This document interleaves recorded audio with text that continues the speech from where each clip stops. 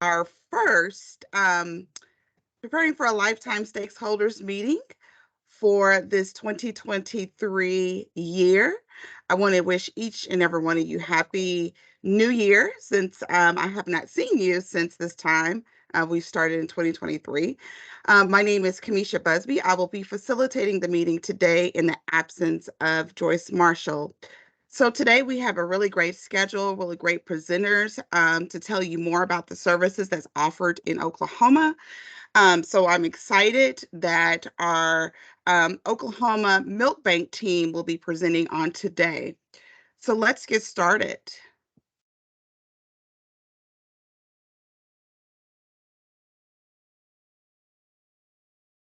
All right, you all should have received a copy of the agenda. If not, we have it reflected on the screen as we go. So again, welcome. We have our breastfeeding resources in Oklahoma presentation, and then we'll hear a lot of great things that's upcoming from our work group updates on what they will be working on for 2023 and beyond. I want to first say happy Black History Month. Today, we're going to highlight Joycelyn Elders B. Joycelyn Elders, she was a pediatrician and a public health administrator. So in 1993, she was the first African American to be appointed as a Surgeon General of the United States. So we try to highlight, if you follow us on social media with the Oklahoma State Department of Health, we do have public health heroes that we will be highlighting every week for the month of February.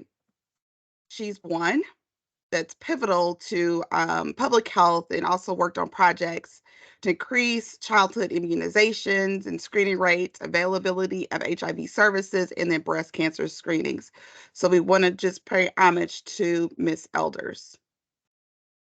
Other observances that we highlight that's related to the Preparing for a Lifetime work group is our American Heart Month, our Congenital Heart Defects Awareness Week, and International Prenatal Infection Prevention.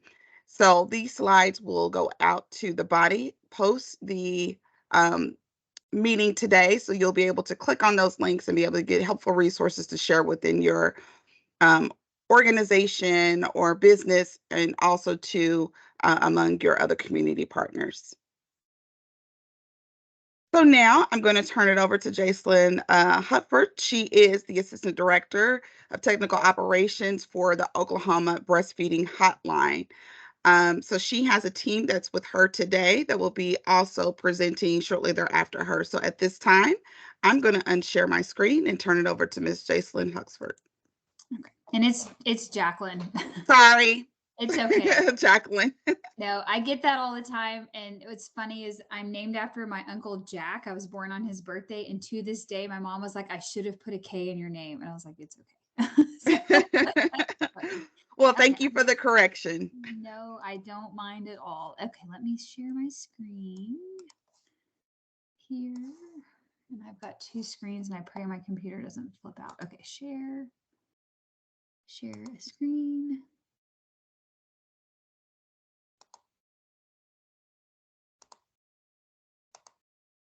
Okay, and I know it's in probably in non-presenter mode. Let me see what it'll do.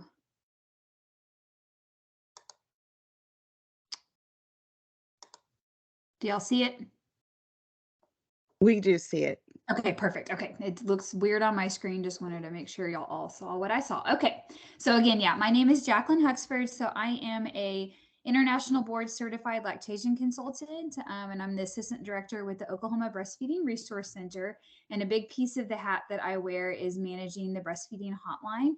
I'm also on the hotline, so I do take calls. I'm part of the team and actually, speaking with the families when they contact the hotline. So just kind of a few things I wanted to cover today is who is the hotline, who is on the hotline, what's the team look like, what do they do, what's their background, and kind of what all the hotline reports on, since we are a Title V grant, which I'll talk about here in a minute. And then our Pathway 3 program, kind of want to talk about that, what it is, and what does that mean? And then just some upcoming events that we have with the Oklahoma Breastfeeding Resource Center. Okay, so the breastfeeding hotline, it is most like other hotlines. It is available 24 hours a day, 7 days a week, 365 days a year. So, yes, we work holidays. We always have someone available to answer any questions that families may have regarding breastfeeding. Um, you do not have to live in Oklahoma to access the breastfeeding hotline. That's a question we get a lot. We have, as y'all know, our the states that we border in those areas are very rural, like especially Texas and Arkansas and even Kansas. So those families may live in one state but have their healthcare services in a different state, or maybe they've moved. And a lot of time we get people will just Google a breastfeeding hotline and we pop up. So we are gladly able to help those families that contact us. Our entire staff are board certified lactation consultants. So that does make us a little bit different than, say, like groups like La Leche League, which are wonderful, but they may not be IBCLCs, right? So we have that kind of clinical experience and training to help these families when they're asking for help. Families can deem calls urgent or non-urgent when they contact the hotline. It's up to them. It says it in the voicemail. So, they may say something's urgent and it's not, or vice versa. And then it's a callback system. So then somebody on the team will call them back and answer their questions. We do have texting capabilities. That is something new within the last couple of years. Our hotline's been around since 2011, I do believe, or 2020 or 10. I don't know. It's been at least 10 years. But we've had texting since 2018 or 2019. 2019. So this is the information here on the bottom. That's the phone number that you can call to leave a voicemail, or you can text. Our keyword is OK2BF to the number 61222. Okay, so we are part of a Title V block grant with the Oklahoma Department State Health, Oklahoma State Department of Health, and that has 4 different pieces. So one of the pieces is the breastfeeding hotline. Another piece is the Oklahoma Mother's Milk Bank. Another piece is the Becoming Baby Friendly in Oklahoma, and then another part is education offerings. So a big part of what we do is education to any facility that deals with breastfeeding families. So since we are a grant, we do submit reports every quarter. And the information that we collect is basic demographic information from these families, and we do ask permission. They have the choice of whether to share that information with us or not. So we do ask their race and ethnicity. We ask how old the mother is, how old the baby is, which is usually comes up in conversation when helping these families with whatever issue they're having. Why they're calling the hotline, how they heard about the hotline, and then what hospital they delivered at. And then any referrals that we may send them to. So speak with the mom and, oh, she needs to go to her WIC clinic to get a breast pump, or, oh, she needs to go to the emergency room, which luckily doesn't happen very often. So we do report on all of that information when we submit these reports each quarter. And then volume, of course, how many people are actually contacting the hotline each quarter. Luckily, it's gone up. Our volume has gone up since we added the texting capability. And just being able to have 2 means of communication with families, that we're able to call them on the phone or text them. And with texting, we're able to send them more resources. So for example, we will send links to YouTube videos, trusted YouTube videos about maybe hand expression from Jane Morton out of Stanford University has a YouTube video. So, I can't tell someone over the phone how to hand express, but I can send them a trusted YouTube video. So that's been a huge blessing. Okay, so this is our team, and we're very proud of our team. And we're spread out all over the state of Oklahoma on purpose. So this is Cassidy. She's a registered nurse and an IBCLC. She's been an IBCLC since 2010, and she's been with the hotline since 2015. Her experience as an IBCLC, she was private practice for many years, and then she actually went to nursing school. And since becoming a nurse, she has been a labor and delivery nurse. And then now she's actually moved into just being an IBCLC with her facility in Tulsa. So she has lots of experience, brings lots to the table, and very familiar with all resources breastfeeding related in the Tulsa area. Next, we have Carissa. She's been with the hotline since 2011. She's one of our oldest veterans, and we love her. She's very well versed in all things hotline from the technical side. She's been at IBCLC since 2010, and her experience has been as an inpatient IBCLC. So she works at OU Children's. She's in the Oklahoma City area. Next, we have Jessica. She goes by Jess, and she is in Duncan, Oklahoma. And she has been an IBCLC since 2015, and she's been with the hotline since 2021. And her experience, she was a labor and delivery registered nurse first, and then became an IBCLC. So she's got that kind of clinical experience. And then since becoming an IBCLC, she does both inpatient and outpatient. And she's done a lot of great things at Duncan Regional. One thing I always like to brag about is that she, during because they're a smaller facility, during prenatal appointments where they do their glucose test and they're captive for an hour, she goes over to the clinic and she teaches a breastfeeding class for an hour in person to those pregnant patients, which I just think that's a genius idea. Why can't everyone do that? So very excited with her innovation and things that she's doing in Duncan. Next, we have Kate. She's a registered nurse as well and an IBCLC. She's been an IBCLC since 2012, and she's been with the hotline since 2021. And her experience is a labor and delivery nurse as well, and then inpatient and outpatient as an IBCLC. So she was located in Lawton for many years, and she just recently relocated to Tulsa. So I still listed Lawton on here because she knows the area so well. She was a big part of Comanche County becoming baby friendly. So she's very well versed in resources in the Lawton area, and then now she's learning the Tulsa area. So very happy to have Kate. Next, we have Carrie, which some of you may know. She works with the Milk Bank, but she is an IBCLC since 2008. She's also a registered dietitian. She's been with the hotline since 2009. So she is, I misspoke earlier. She's been with the hotline longer than Carissa. And she has lots of experience in lots of different fields of lactation. So she has experience with Oklahoma WIC, the WIC program, inpatient as an IBCLC, and then of course with the Milk Bank. And then she's in the Oklahoma City area. And then we have Mariana, and she has been an IBCLC since 2021. And same with, she's been with the hotline since then. Her background is with WIC. She worked with the WIC program for many years. And we are proud that she is a bilingual lactation consultant. And now she is inpatient. So she works at OU Children's, and she's been inpatient as an IBCLC. And so she is very experienced in both the public health side of breastfeeding and then, of course, the inpatient side. She's in Oklahoma City. And then next we have Brittany, and she's been an IBCLC since 2022. And then same, she's been with the hotline since 2022. And her background is with public health as well. So she actually was a breastfeeding peer counselor and then became an IBCLC. And then she's actually in nursing school. So she's doing lots of things. And she is in the Yukon area. So she kind of knows that side of the metro. And then she works inpatient as an IBCLC. And I wanted to share, before I move on to my next thing, I wanted to share a few hotline stories from families that contact the hotline and kind of what they've said about their experience. These are direct quotes from families, so we had permission and all that good stuff. So one family said, "Thank you so much for taking the time to answer me, especially after hours. I definitely wasn't expecting an answer until tomorrow. Have a wonderful night.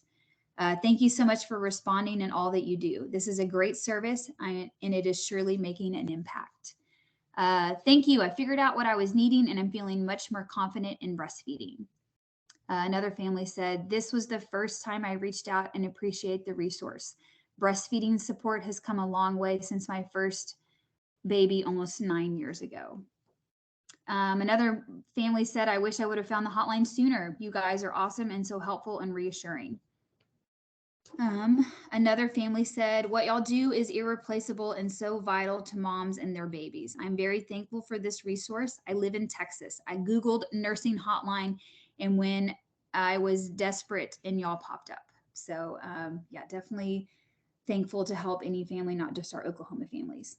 So yeah, Another thing about the texting is that if we get calls in the middle of the night, we usually text the family the next day, hey, how's everything going? So we're able to follow up, which kind of is a little bit more than just a hotline where you call and get an answer and that's the end of it. So we're very thankful to have the texting portion.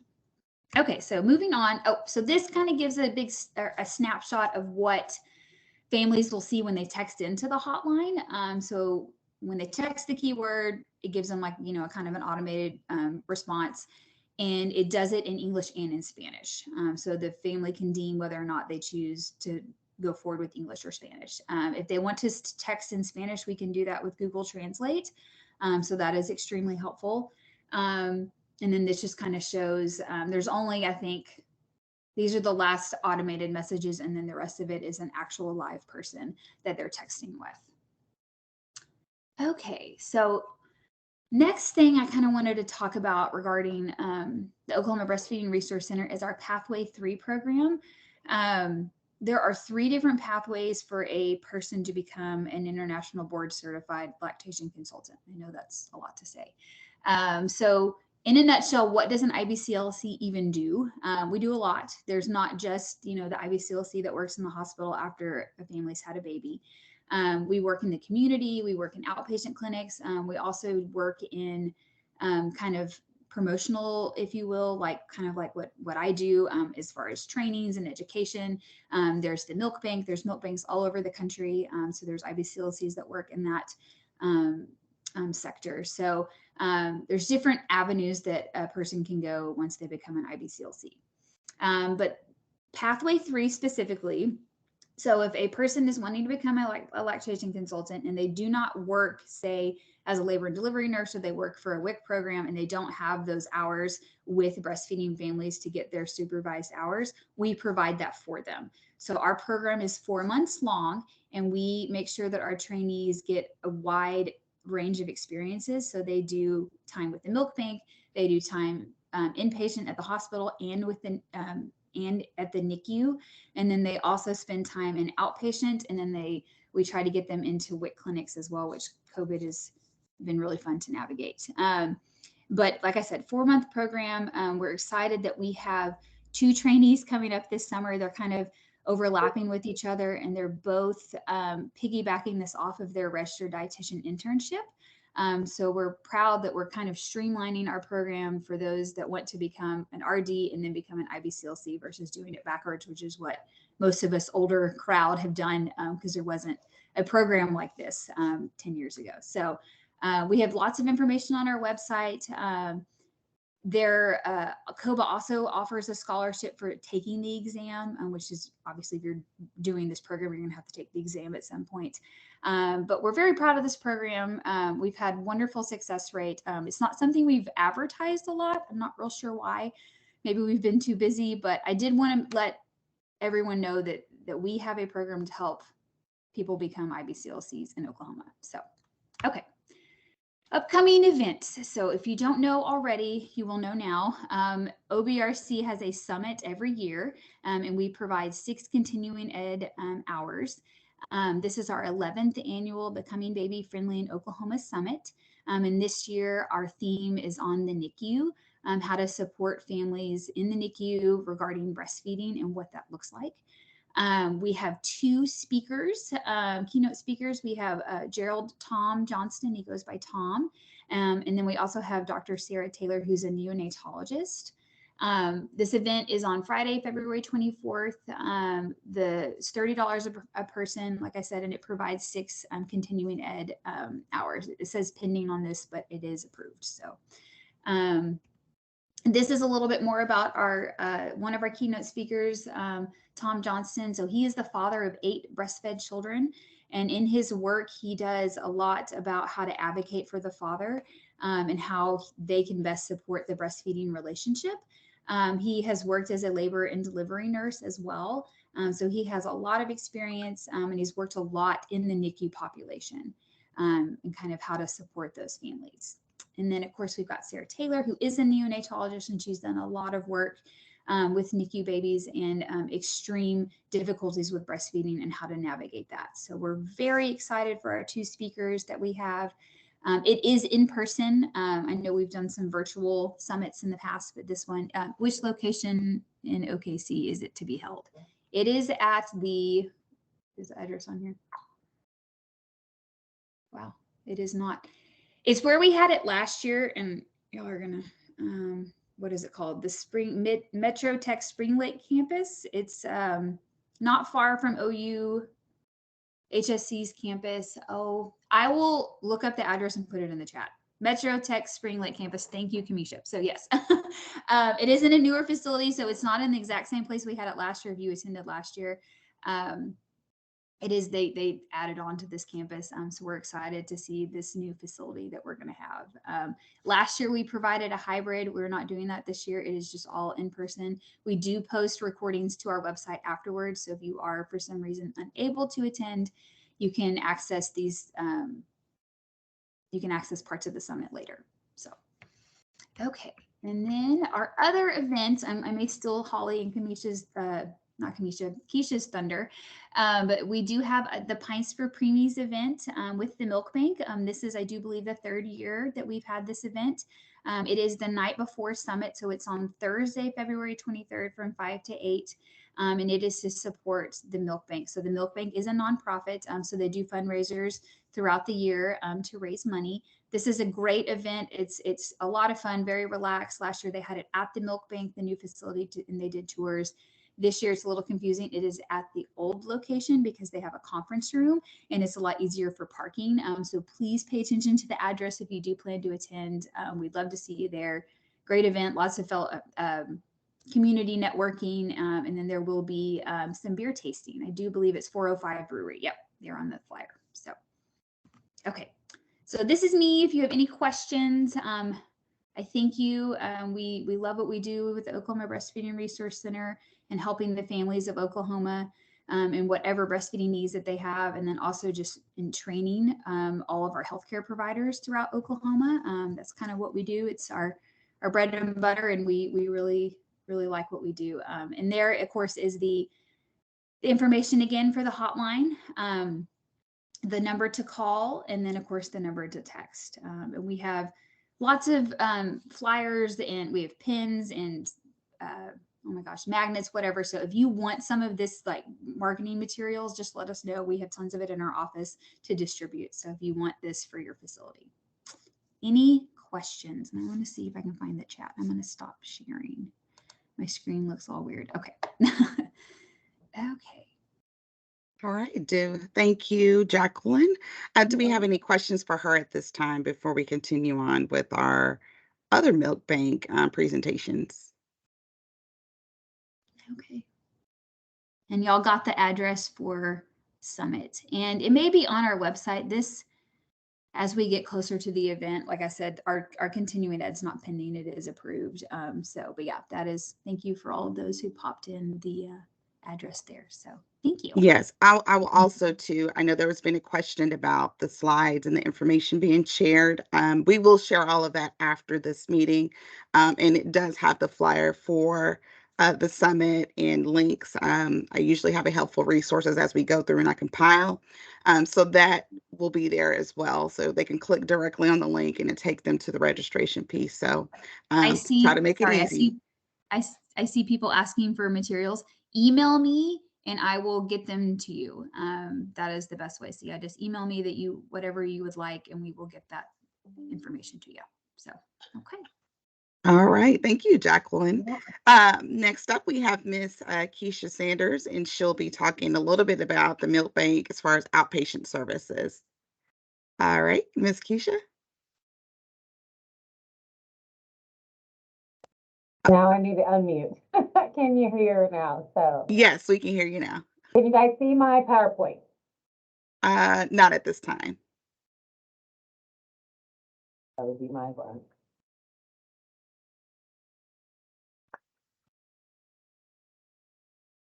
Maybe now. Can you see it now? Not yet. Okay, hold on just a second.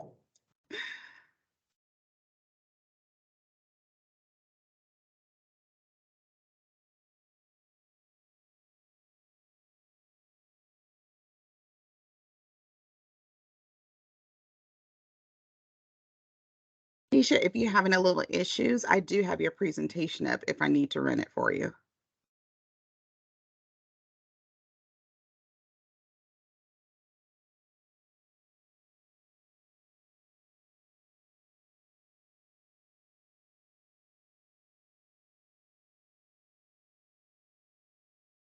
Oh,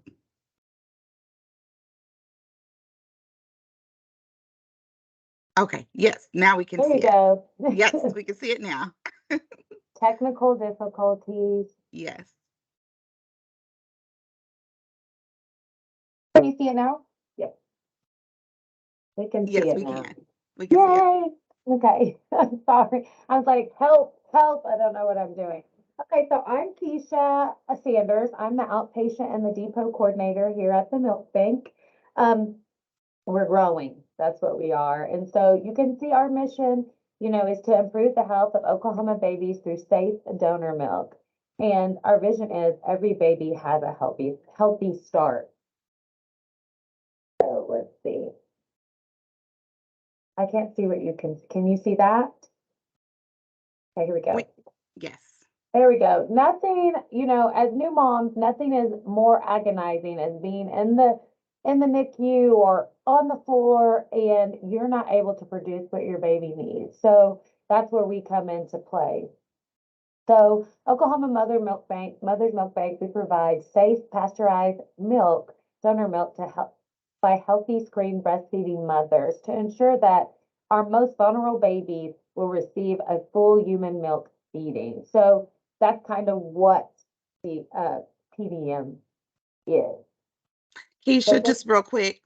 ahead. Um, they're saying they're having some issues with hearing you or you sound very muffled. So I'm not for sure if the Uh-oh. volume can be turned up on your end. Okay, you tell me if that's better or not. We'll just go maxed out. Can you hear me now? Yes, we can. Thank Okay, you. no problem. So pasteurized donor milk can serve as a bridge to breastfeeding where there's a medical need for supplementation. So what that means is, your doctor might say, baby has jaundice and we need to supplement. First response is usually going to be like, oh no, I need to give my baby formula. Well, this is where we can come into play. So donor milk can be used as supplementation so that moms can continue their breastfeeding journey without worry um, that their baby's not going to want to latch or feed after the fact. So Alabama members milk banks participate in a broader breastfeeding community by joining local and state breastfeeding coalitions that advocate for lactation education and support. We know that education is the key 100% of the time. So if people know about it and they know the benefits versus the risk, then they're more likely going to reach out for it. So if I'm going too fast, somebody stop me because I'm. So the next step, what about our babies at home? So we have created an outpatient program, which is grown tremendously in the last probably 3 months. This program provides donor milk to babies who still have a medical need after they've gone home. So they've been discharged and we're still having issues with latching or milk production for mom, or we have to continue to supplement, or medication has caused mom's milk not to be viable, or more importantly, we are foster babies. Mother's milk is not available. And so this is where we can bridge the gap. So we're always ready to assist. We just ask that our recipients, they must go on and fill out our application and go through the process. The qualifications to become an outpatient, we have to have medical needs. So what that means is it's not just because you prefer it. We all prefer donor breast milk, but is there a medical need for it?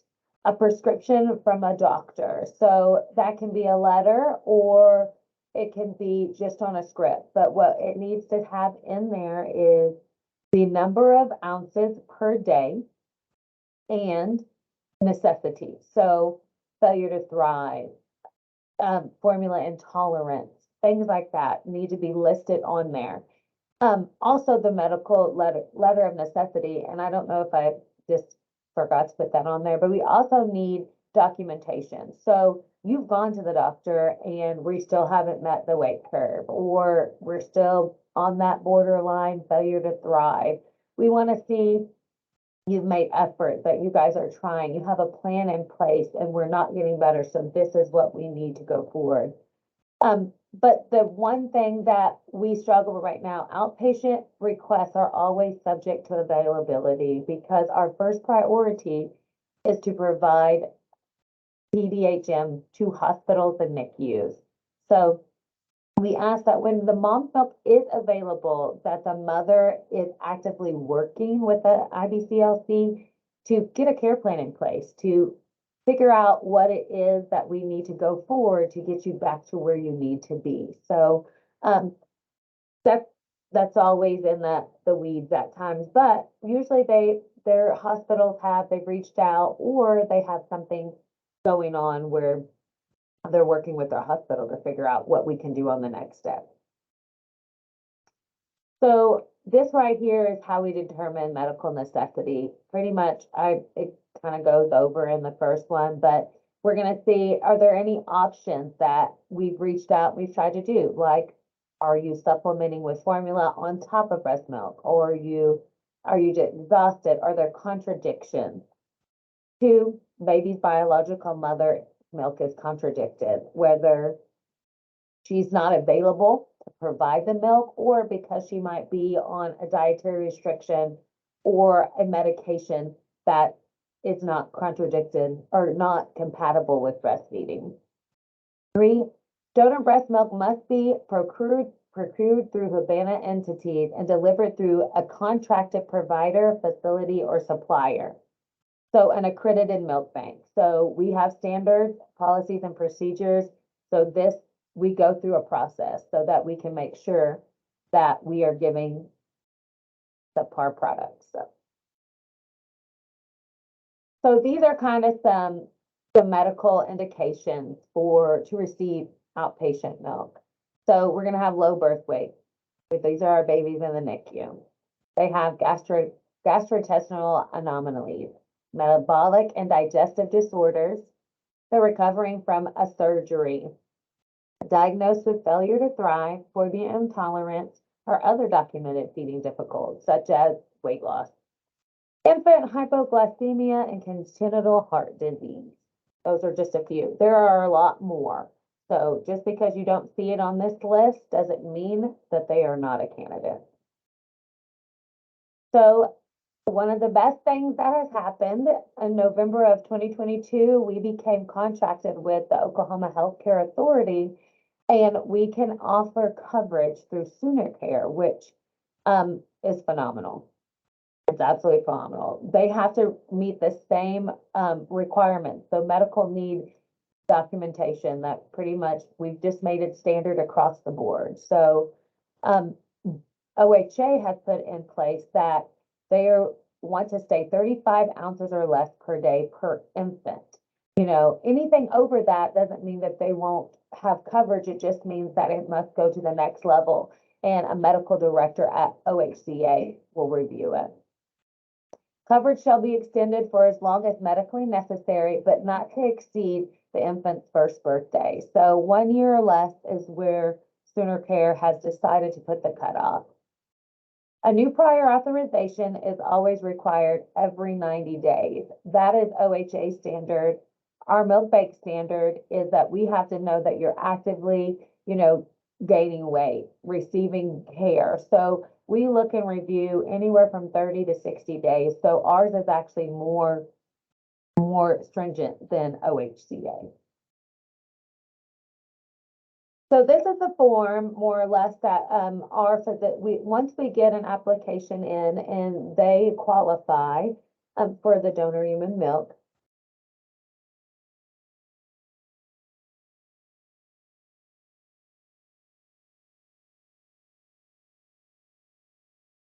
Okay, it appears that we lost Keisha just for a bit. Holly, I don't know. We'll pick her up when she comes back.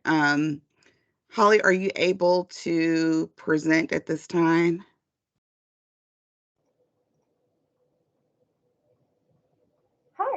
Hi, I am, if you guys, I'm on the same internet as Keisha, so if you can, Oh, okay, yeah, okay, if you okay, can okay. hear Well, wait a me. minute. So Keisha's coming back. I'm sorry. Okay, I didn't realize you all were in the same I guess I location. yeah, just we're in left the the same meeting. office, I'm so like, I'm like, out. if you can hear me and see me, then yeah, but I'm Okay. so sorry. Okay, so I don't know what you guys heard. The last one was just the form.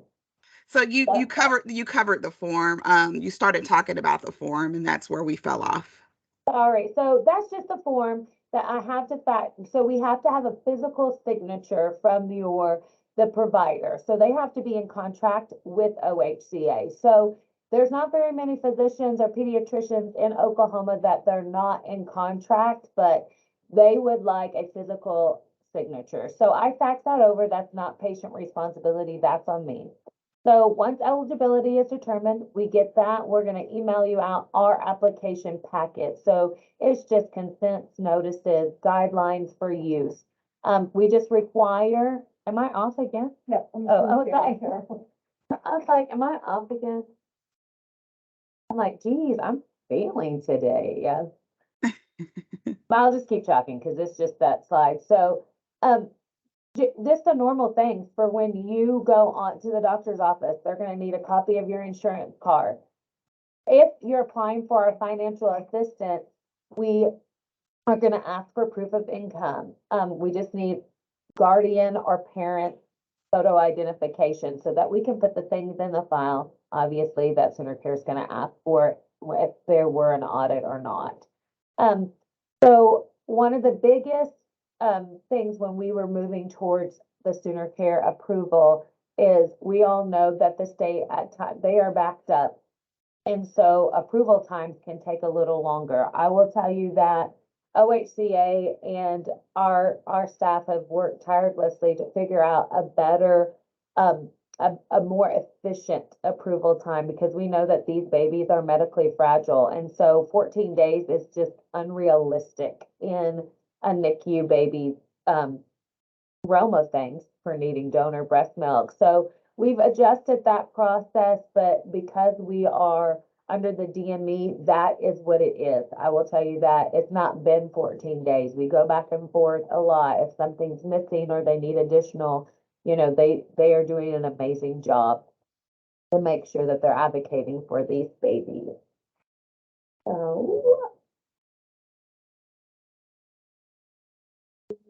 So we've also seen a significant increase in our foster families. So OKDHS, and I will tell them, our workers have really, really gone to bat for these babies that they're placing in homes to receive donor breast milk.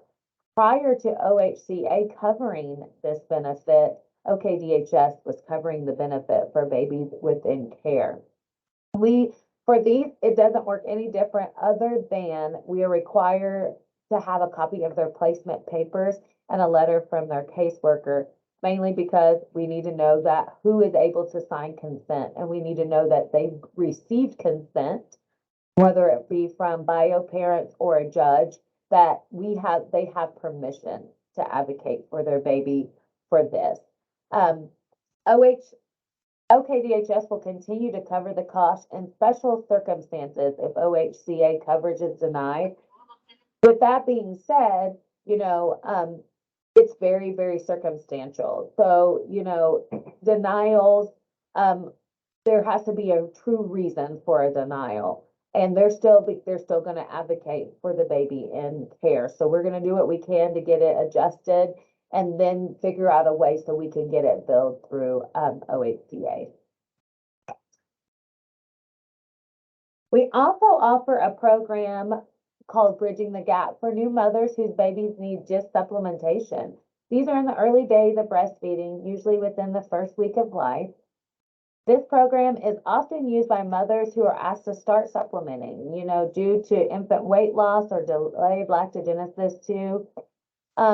This program can provide up to 10 bottles of donor breast milk at a reduced cost and doesn't require a physician note. So these right here, we haven't been able to utilize this program obviously for our foster babies because there's so much documentation for them. But for moms that are leaving the hospital because baby has jaundice, baby needs this, I just needed to get to where my full production is going. This is the program. So we encourage lots of people, you're on that borderline, you're in the hospital, advocate, tell them, hey, just fill out the request online, because we want them to remain upbeat and not discouraged so that they can continue their breastfeeding journey. So this right here is probably our most utilized program from our hospitals. So we definitely love it because, that helps bridge the gap. And usually these mothers also become donors after the fact. So that's always great.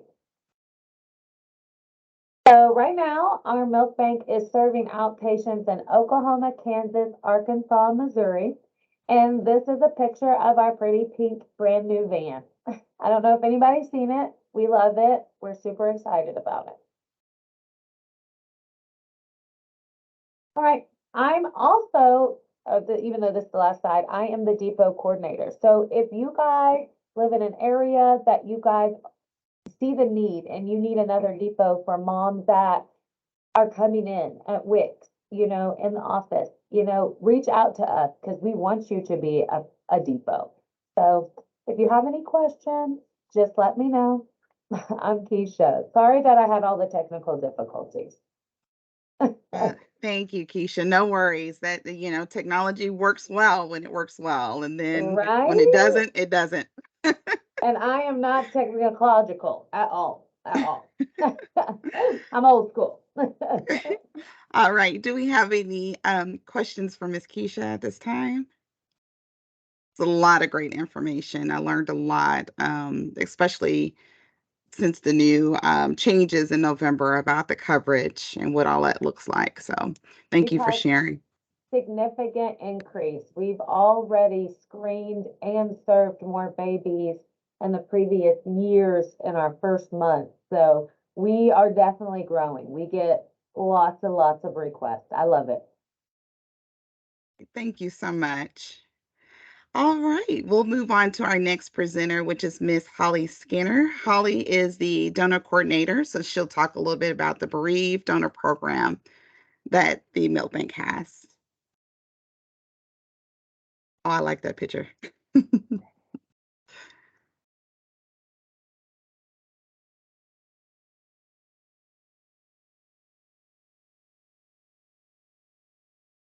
Keisha, can you stop sharing? There we go. Okay, I just kicked her off from sharing. There you go. You should be able to now. Thank you, because I don't know how. Okay, great. Can you see my screen okay? We can. Okay, and can you hear me okay? Yes. Okay, great. So let's see. So I am Holly Skinner. I am the donor coordinator here at the Oklahoma Mother's Milk Bank, and I am also a board certified lactation consultant. I am going to talk to you guys a little bit about some very special donors that we have here. These are donors who have experienced either pregnancy or infant loss. So that is just a warning for anybody who does not want to hear about significant loss. Before we get started, I do want to ask that the slides that are going out to everyone, please, be respectful. Don't distribute photos of these families. These families have given the Milk Bank permission to distribute them for educational purposes. But please be respectful of these families who, these are their children who are deceased now. So please do not distribute them to, freely to everyone. So a little bit about the Milk Bank. Who are our donors? So most of our donors are healthy lactating parents who are actively nursing their own children or exclusively pumping for their children. And they make up about 96% of our donor pool. So a healthy amount of our donors are these healthy lactating parents who are actively breastfeeding. But we do have a subsect of donors. About 3.5% of our donor base are parents who have experienced pregnancy or infant loss and are experiencing lactation. the way that we honor these bereaved donors is they receive a plaque on our memorial wall, and we will talk about each one of these things throughout the slide. But they receive a plaque on our memorial wall, a butterfly of their choice. They get to hand pick the butterfly and stick it on the wall with their baby's plaque, and then a locket containing about 10 milliliters of their own milk preserved in resin. And then donors are always given the option to opt in or out of our bereavement program. So they are more than welcome to donate their milk in honor of their baby and opt out of all of these things. So if they do not want any contact from us in the capacity of memorials and trinkets and things like that, that is absolutely fine. They have the option to do that. This is our old location. So our memorial tree was at our old location at our smaller site. And it is named after Silas Murphy. We will keep that name at our new site. But it was a tree. And Silas Murphy's mom, Dana, was our very first donor ever. And she was donating in honor of Silas, who had passed away. She is more than happy to allow us to name our bereaved donor tree after her wonderful son. And to share a story about one of our bereaved donors. This here is Sydney and Sam. Sam is her second child. So Sydney was actively donating with her older son, Lincoln. You can see his plaque behind her. She was an active donor for a little over a year when Lincoln suddenly passed. And then she donated what she had in her freezer from Lincoln. She became an advocate for the milk bank. She became a volunteer. She did a lot of good work in the Tulsa area where she lives. And then when her second son, Sam, was born, she then became a donor again. And they came and they hung Lincoln's plaque together. And she has done a lot of really good work for the milk bank. And she plays a really big part in the milk bank, and she holds a really special part in our hearts too. So our new memorial mural will not be a tree. It's going to be a wildflower field on a big wall because we do have more bereaved donors now. It will be a big wall in our new space. And we have selected a local artist, Aditi Panchal. She will be painting that memorial wall this spring, hopefully, and it'll be done by summer. It's going to be absolutely beautiful. Aditi is a very revered artist in the Oklahoma City area and all over. She's done lots of great work nationally. She's amazing. So a little bit about the trinkets that we give. So along with the plaque and the butterfly, they do get to take home a matching butterfly. Like you saw hanging on the wall, they do get to take home a matching one to keep in their scrapbooks or anything like that. But we also make in-house, I make lockets for them. So these pearls, I'm not the best photographer, so sorry about that. But these pearls contain about 10 milliliters of their milk preserved in resin. And we send these to them in gift boxes with their handwritten thank you cards. All donors get a handwritten thank you card, but our bereaved donors get a special one, and it has the care instructions for these as well. So as long as they take proper care of them and they don't, continuously get them wet or expose them to harsh chemicals, then they should last a lifetime. So a lot of people ask, what draws a bereaved parent to being a donor? And we have seen that a lot of pregnant people don't know that lactation will occur even after a loss. That is a significant portion of these bereaved donors. They don't know that it's going to happen until it happens. So I think that it's very important to realize that lactation, it's estimated that lactation begins at 15 weeks gestation, but it happens even sooner for some people, especially if it is not their first pregnancy. So we kind of have that almost like muscle memory, but that's not what it is. But it's almost like muscle memory. Your body remembers what to do, and it happens sooner in subsequent pregnancies sometimes. So an early pregnancy loss does not automatically disqualify a parent from lactation happening. And it's important to understand that physiologically this will happen. So lactation occurs when the placenta is delivered. So whether or not the pregnancy was early, whether or not it was full term, whether or not you deliver a full term living baby and decide not to breastfeed, lactation will occur. And so not knowing that this will happen to your body, and not knowing how to manage it, can be a scary time. And so then on top of and on top of their grief and their loss, sometimes these parents are in the middle of very sadly planning funeral arrangements for their child when they experience the onset of lactogenesis 2, which is the onset of copious milk production. So if you've ever given birth, you remember that engorged feeling, and that can be a scary physical change along with all of the emotional and mental changes that you're feeling right now. So lactation is an important part of postpartum healing. So we do encourage parents to express at least a little milk, but there are some safe suppression options. But expressing a little bit of milk is an important part of the postpartum healing process. A lot of our parents, I'll show you a quote from one of our really important bereaved donors. They feel an emotional connection to healing. From their baby. They feel that connection to motherhood that they didn't get to experience after the loss. They feel they're honoring their baby in a way that they wouldn't otherwise be able to honor them. And they're helping families that may be experiencing a scary time that they were experiencing before their loss. So those NICU babies, those failing to thrive babies, situations where they may have been experiencing it before the loss of their baby, and they want to help in some way. They know that feeling of helplessness.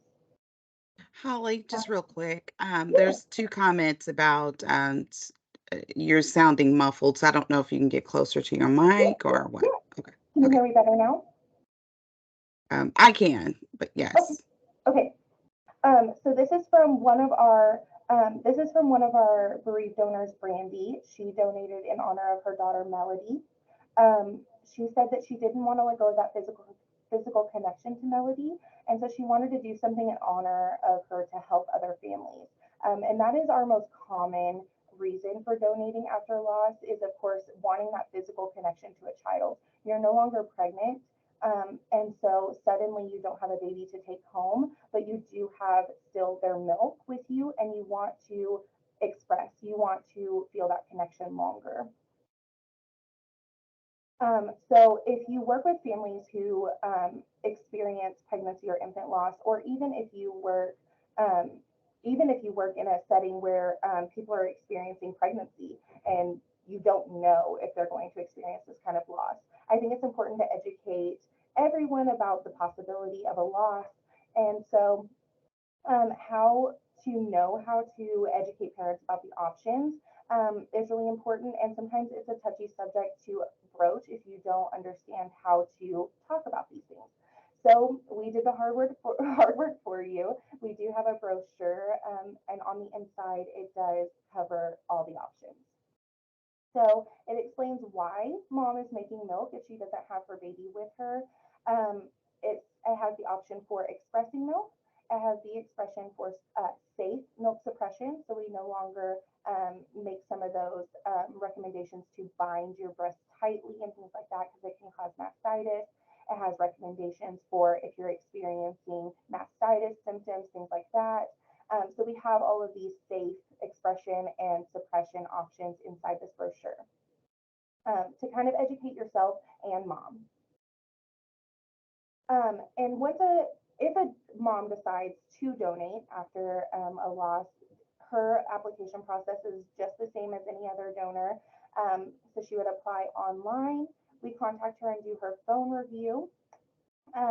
We do ask them to complete their donor screening packet, and all donors must complete a blood screening. We cover the cost of a blood screening, and then once they've completed their blood screening and their donor packet, we do everything else. So on our end, we do kind of some heavy lifting. We contact their doctor and make sure that they're in good standing and all of that. Our medical director reviews their chart and things like that. But on their side, it's just 3 easy steps. It is important to note we do not decline bereaved donors. So we educate them about the fact that if any part of their milk is unusable, we will use it for other parts of our mission. So we will use it for research. We will not use it to feed babies. And we educate them on that. They understand what they are donating toward if any of their milk is unusable. Unusable meaning they are taking a medication that is contraindicated for donation. That's the most common reason. But if any period of time they're taking medications that aren't okay, then we will set that milk aside and use it. I will sometimes use it for their locket and things like that. So their milk is all being used, but it may not be fed to a baby. But we never tell them your milk is not welcome here. That is one thing that we never do for a bereaved donor. So that is all I have for you guys today. If you have any questions about bereavement, our bereavement education, milk donation in general, you can contact me. That's my email, my phone extension. And to kind of piggy off of what Jacqueline said, if you would like to attend our Price for Preemies fundraiser and learn a little bit more about the donor process and things, and what we do in our milk lab, then we would love to have you. You can purchase those on our website, and we would love to have everyone. So yeah. All right, thank you, Holly. Any questions for her about the donor milk for bereaved families at this time? You did have a comment in the chat talking about how touching it is, and they appreciate how much care that you put in the information and recognizing those donors. Thank you. Yeah, we those donors. Sorry, I get a little teary sometimes. Those donors really touch us on a different level. All of our donors mean a lot to us, but those donors really touch us on a different level. And a lot of times when I'm giving these presentations, it's hard. Yeah. It's hard to talk about them on in a very straight-faced way, especially when we become so close to some of them, like Brandy, who gave us a quote, and Sydney, who plays such a big part in our mission. They mean a lot to us, and we respect them, and we really want the people who attend these to respect them as well, because their children mean a lot to us. So. Yeah. Well, I thank you, Jacqueline, Keisha, and Holly for the hard work that you do at the Milk Bank, and to the whole team. We felt it was very important to highlight the different resources that you all have and how you serve Oklahomans, but not just Oklahomans, mothers and families from the surrounding states. And so it was very important, especially when we're talking about preparing for a lifetime.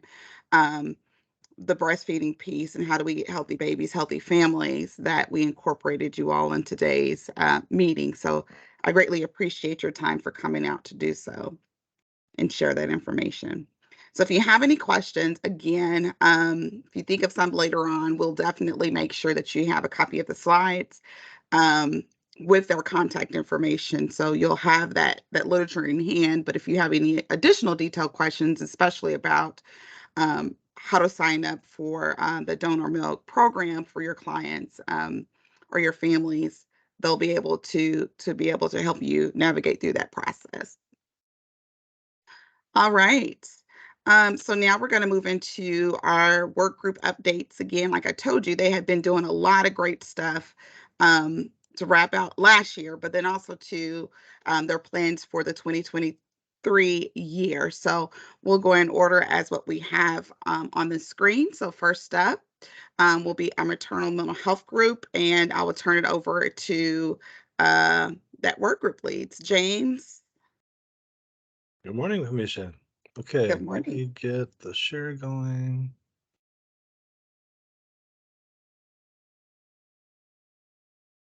And it should be okay.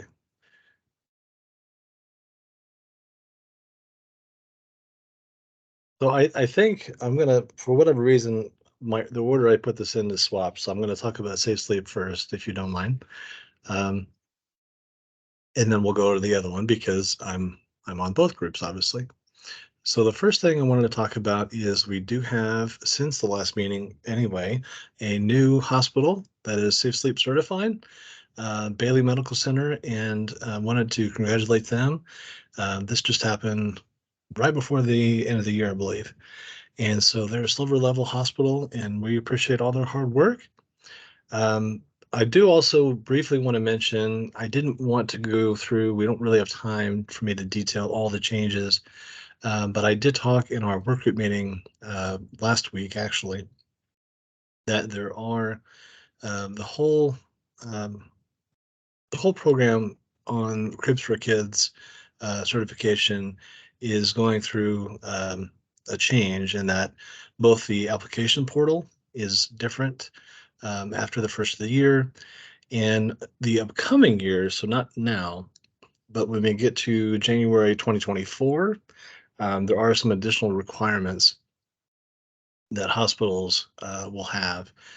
One of the biggest, I would just real quick tell that the two biggest changes are that the hospitals that are on the bronze level do not have to provide a safe sleep space to parents, but they are going to be asked to screen for the need and then hopefully connect them with resources. So that is a new change. That's probably the biggest change, which is why they're waiting a full year to give folks time to implement a system in the policy change. The other biggest difference is when it comes to hospital systems. So, for example, Integris, Mercy, SSM Health, when they have affiliated clinics, the expectation is those clinics share the same screening policy and safe sleep practices. So that's another pretty significant change. But again, these are not immediate changes. These are things that are going to go into effect the following year. This is a pretty big piece of information. Again, this happened right before the beginning of the year, so I wanted to bring it up now. But the CPSC, Consumer Product Safety Commission, issued a violation notice to DockATot and the DockATot Plus. And they actually said that, these three rules, which of course we just had in November of last year, new rules that went into effect on sleep-related products. And their violation notice indicated there were three pieces of this that violated. It's a flat product that doesn't have a stand, which this fits into. Does not meet stability requirements and doesn't have a side height of at least 7.5 inches. So the issue here, of course, is suffocation risk. That's the main thing that they're worried about. What is really interesting is you have the CPSC commissioner, Rich Trumka, actually putting a statement out saying it's unsafe for your baby to sleep in a DockATot Deluxe Plus, which I say every time I talk about these things, immediately discontinues use.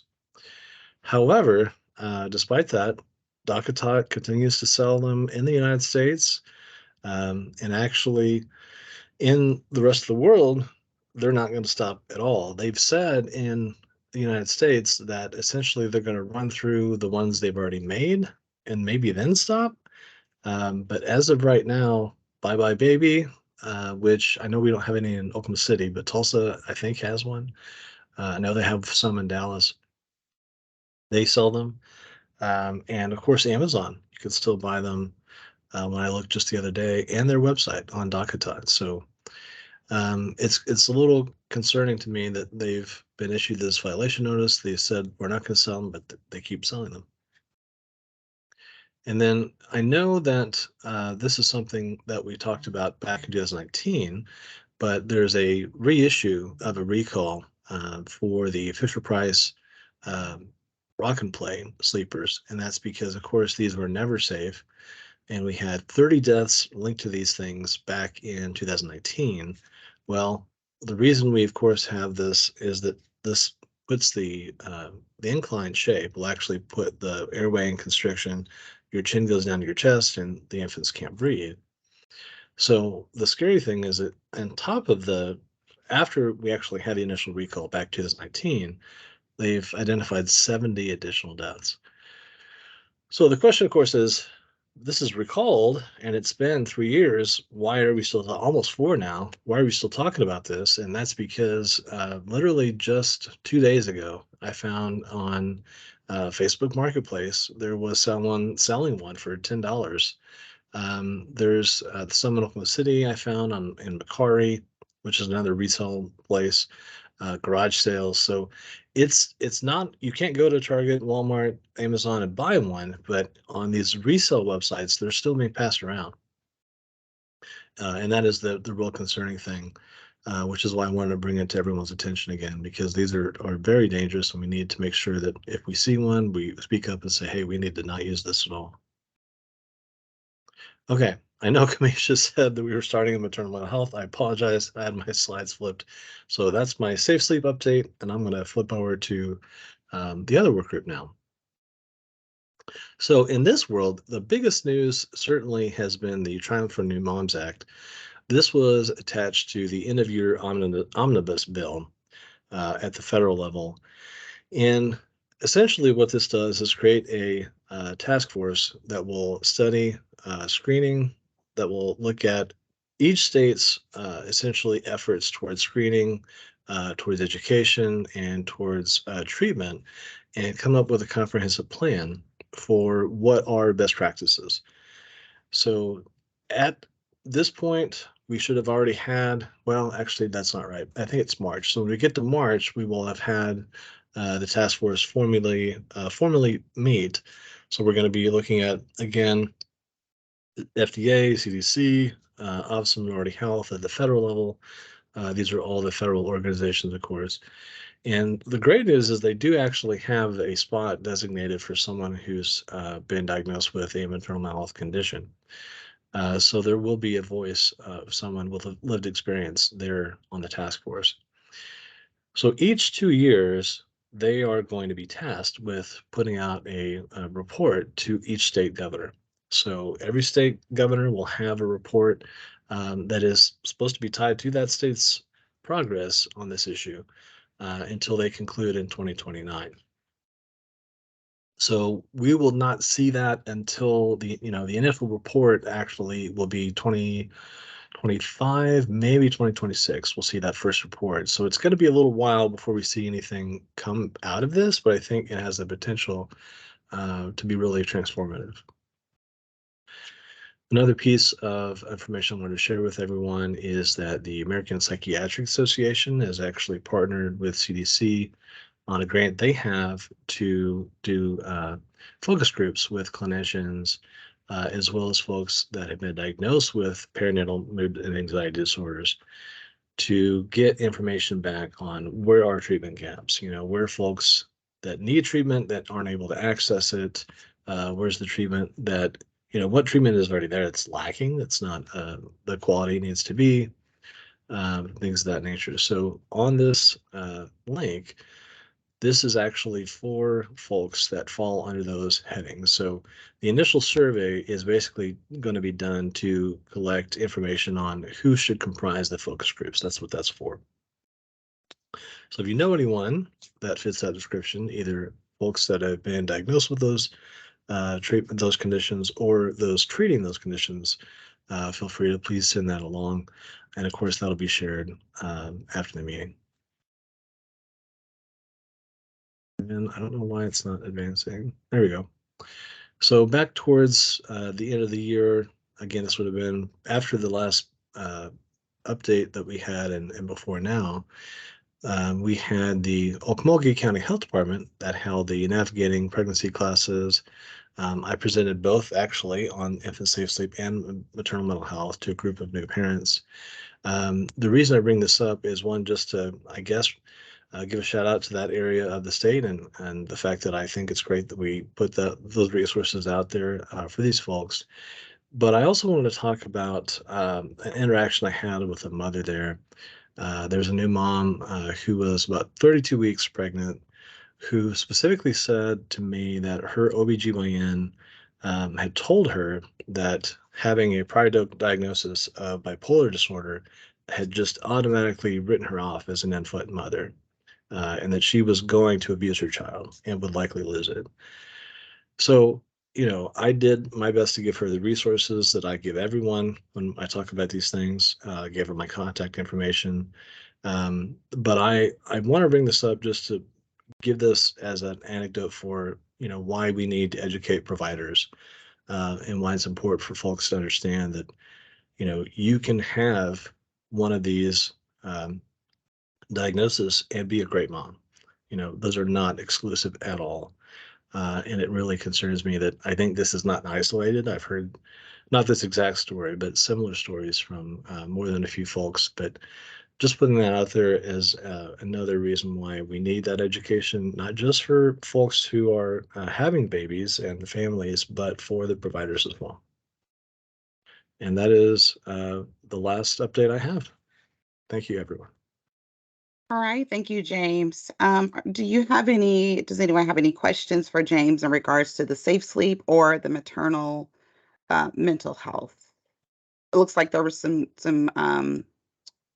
conversations in the chat about the recall and how they're floating around in the resale space. So just I'm glad that she presented that and be able to share that information. So as we're providing education to our families, we can let them know that it's on the recall list and they're to use those products. So thank you for that. Don't see any other questions at this time. Due to upcoming scheduling conflict, we're going to go ahead and have our prematurity work group present next. So Barbara is able to make it to her meeting on time. So Barbara, I'll have you up. Thanks so much, Kamisha, and good morning, everyone. So the prematurity work group, we are excited to let you all know that OPQIC has received funding from the George Kaiser Family Foundation to implement a low-dose aspirin in pregnancy initiative in Oklahoma. So we certainly thank them for their generous support. And this does not this affects prematurity indirectly, because this will hopefully decrease the incidence and impact of preeclampsia in pregnancy.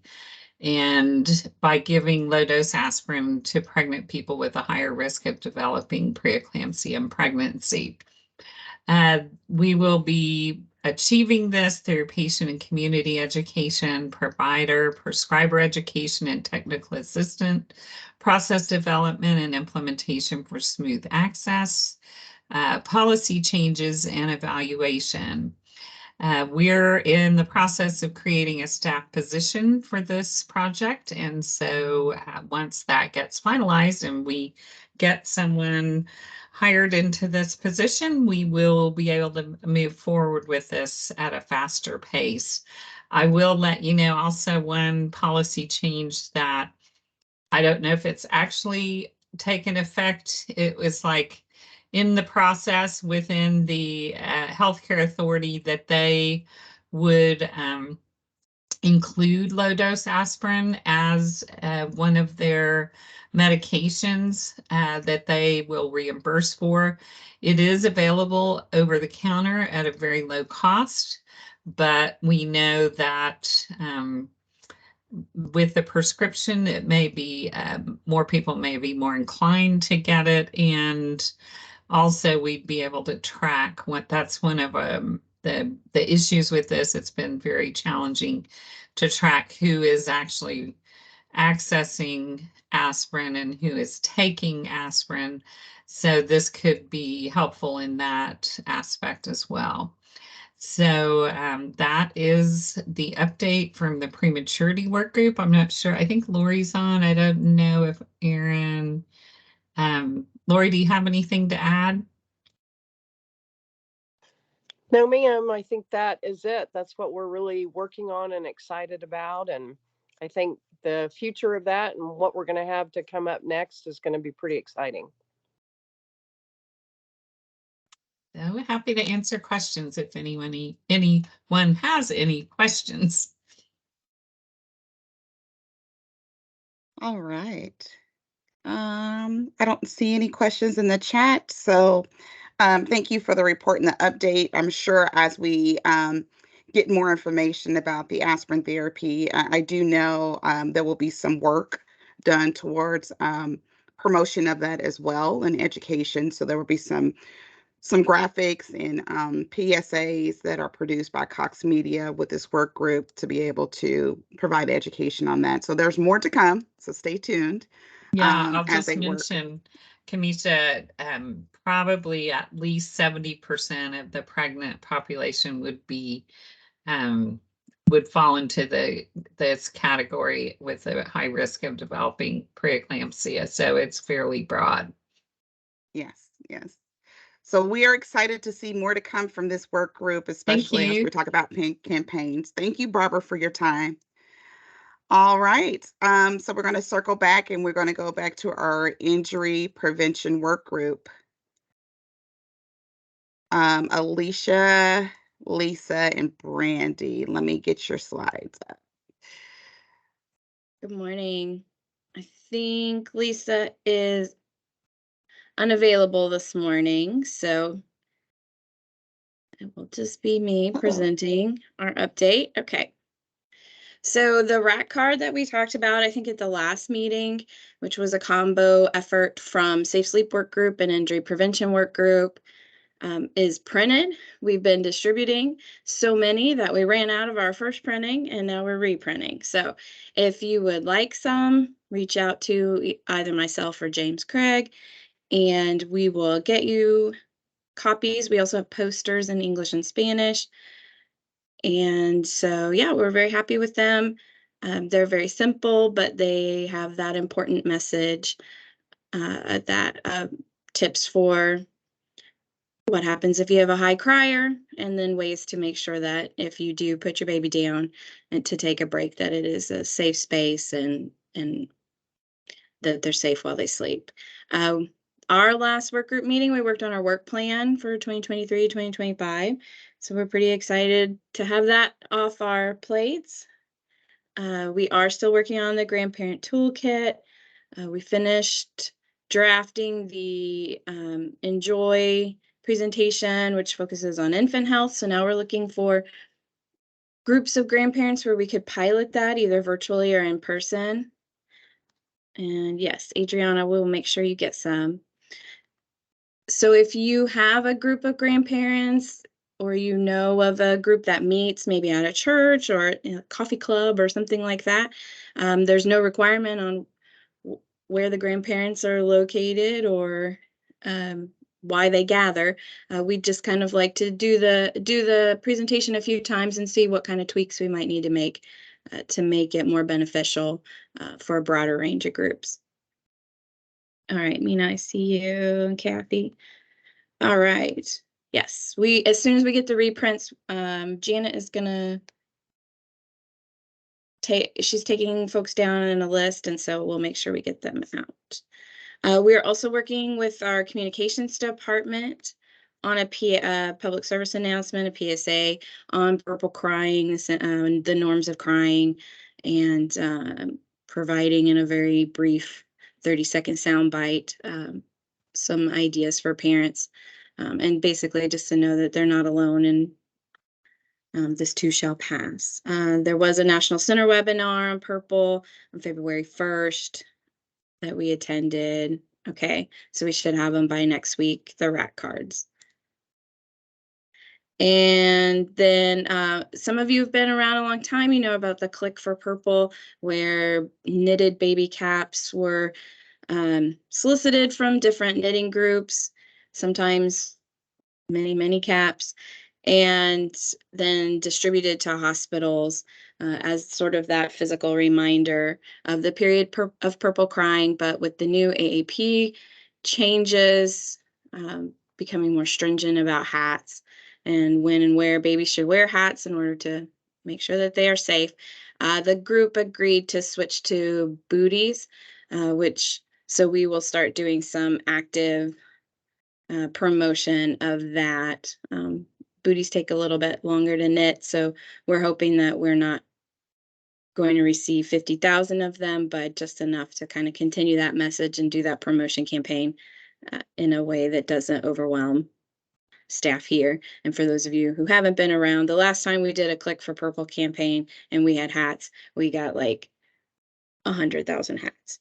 So, because it went viral. So anyway, so we're going to change to booties so that we are more in line with the AAP recommendations. So be on the lookout for that. We'll probably start doing some promotion around April. And yes, so those of you who have put in the chat that you would like some RAC cards, I'll take down your names. And then as soon as we get them in, we will work on distributing them. Thank you. All right, thank you, Alicia, and your team for providing that update. Yes, I can tell when we were moving locations, we still had a whole bunch of hats everywhere. So I'm glad that we're switching over. Next up that we have is our preconception work group. So Jill, if you are available, I'll bring up your slides. I just got to my office so I could see the slides. So yes, bring them up. Thanks.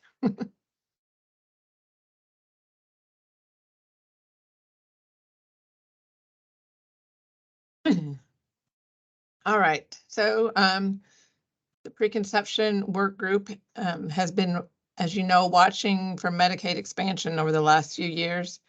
We're still continuing to wait for some data that shows that the increased access through expansion is actually translating into increased access to care and people actually using the benefits for preventive health care rather than just sick care. But we are also, excuse me, we're also applauding the extension of coverage for postpartum care to 1 year. The Healthcare Authority is still working through the final legalities of it, but they made it effective as of January 1, is my understanding, which will give our moms a chance to stay on Sooner Care, especially if they develop things like preeclampsia or gestational diabetes, some other morbidity issues that happen. They can remain covered to make sure that those issues get addressed and they stay healthy. So we're very excited about that. I think, as I mentioned last time, the Focus Forward trainings are back on track, which is the trainings that are available for healthcare providers on LARCs, the long-acting reversible contraception, which would be insertion of IUDs and Nexplanon. The next trainings are scheduled, the next 2 trainings are scheduled, one in March in Lawton and one in Oklahoma City on April 15th.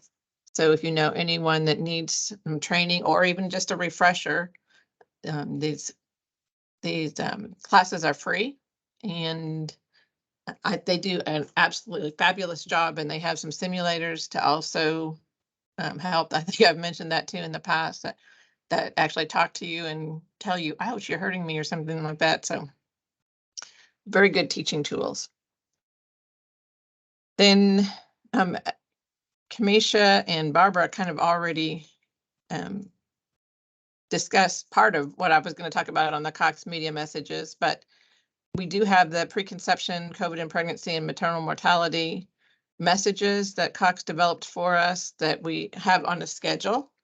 And when we get our monthly reports, those are still continuing to get good response. We haven't edited them at all. They're just the original ones that we created, but they're still getting a fabulous response and click-through rate, better than we anticipated. So we're still continuing to run those about being healthy and preventing maternal mortality. And then, as they mentioned, we're working on one with around promoting aspirin therapy.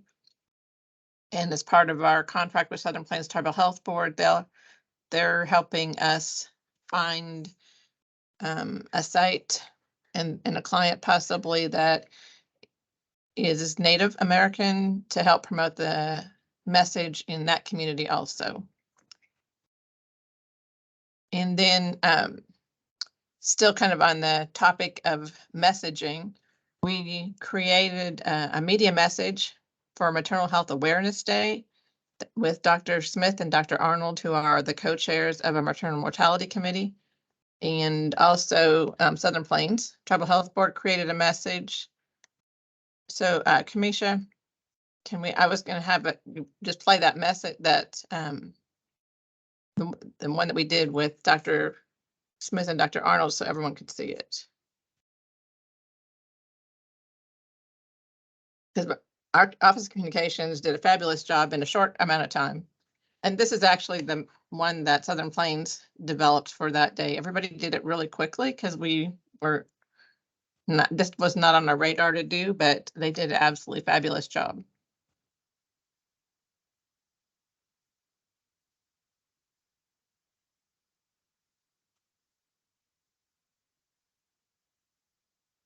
My name is Chad Smith, and I serve as the chair for the Maternal Mortality Review Committee. My name is Kate Arnold. I'm an OBGYN physician here in Oklahoma, and I serve as the vice chair of the Maternal Mortality Review Committee. We're here today to talk about Maternal Health Awareness Day, which is January 23rd. The importance of this day is really to understand why these maternal deaths are happening. Maternal mortality, as we look at it, is any death of a mom within a year after she delivers or during the pregnancy itself. And this can be related to a number of different reasons, some that are preventable, some that are not preventable. The only way that we can really combat this issue is by understanding what the causes are and identify ways in which we can prevent those from happening in the future. Unfortunately, we do see a lot of disparities in our maternal mortality rates. And unfortunately, those disparities are often thought of as being due to education difference, socioeconomic differences. There's definitely a link and a correlation, and it's not, and it goes beyond just psychosocial reasons, whether it's implicit bias or racism. That's the cause. It's there, and so we need to continue to identify those root causes and really seek to address why these are happening and try to prevent it. Postpartum depression is a major issue that we face. It's incredibly common. 1 in 8 moms will experience it. As we all know, it has a big stigma associated with it, so a lot of moms aren't comfortable talking about it. So we really want to work to combat that. There's 44 delivering hospitals for 77 counties in the state of Oklahoma. And what that means is that a lot of women are in maternal health deserts, and they have to drive rather far distances just to seek maternal care of any kind. And so it's how do we leverage technology to reach more and have more impact with those rural communities? But then how do we again work on creating that awareness? How do we continue to manage things that we know are preventable in terms of causes of maternal mortality? And then how do we start to evaluate other opportunities in terms of other causes of maternal mortality, specifically cardiovascular disease and other chronic conditions that contribute to an unhealthy pregnancy? How can we incorporate more community input, a more diverse range of experience so that we can get a fuller picture and have more input from the people that are being affected the most? We still have a long way to go. So really this day and any other day is all about creating that awareness, putting the news out there, that information, arming people with information so that they can make healthier decisions and healthier choices.